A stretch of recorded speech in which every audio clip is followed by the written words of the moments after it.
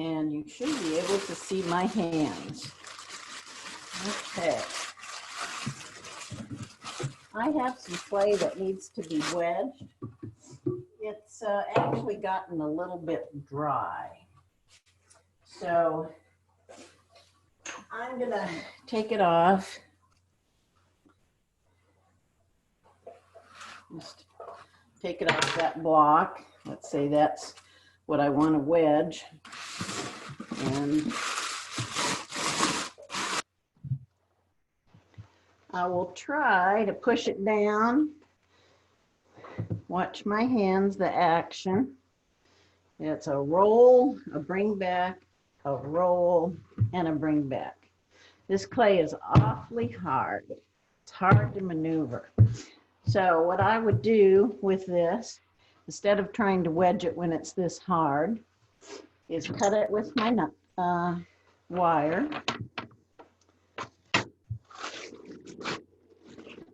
Put it back in the bag, but wet it. I'm using a spray bottle. You can just sprinkle, whatever, but let these layers absorb some of that water before you try to wedge it.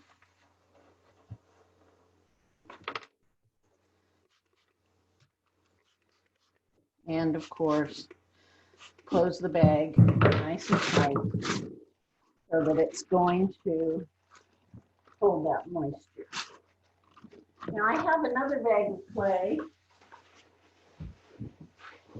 that was very wet, and I did that spraying, and I probably overdid it.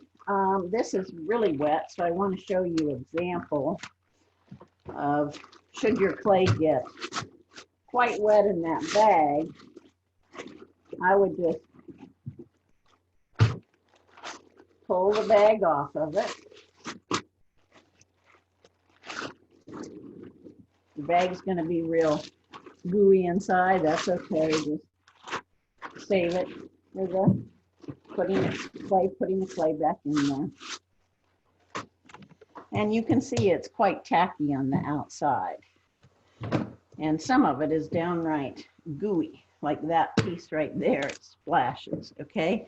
Might not try to work with that. This one is not bad.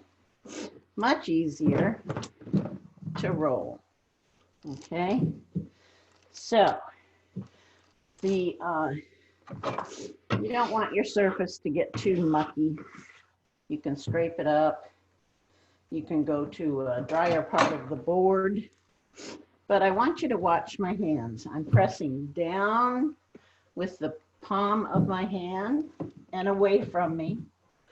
I'm bringing my fingers up and back to me and down and away.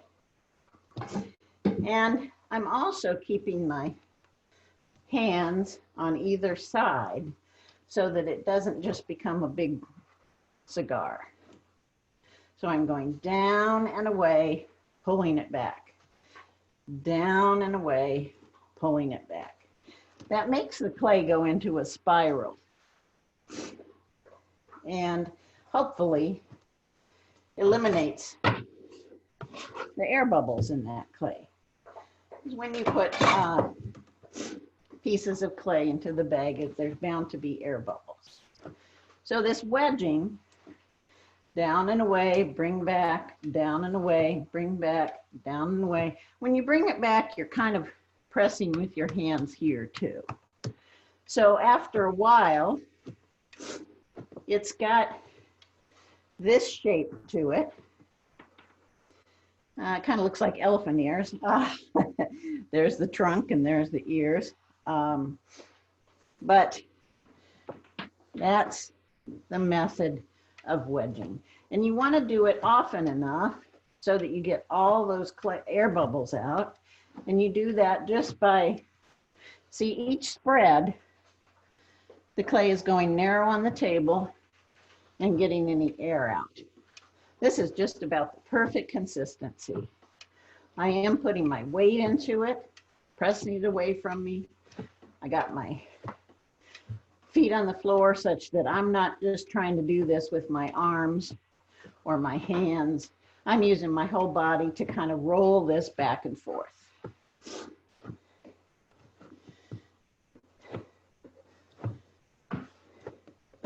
It is a little hard on the wrists.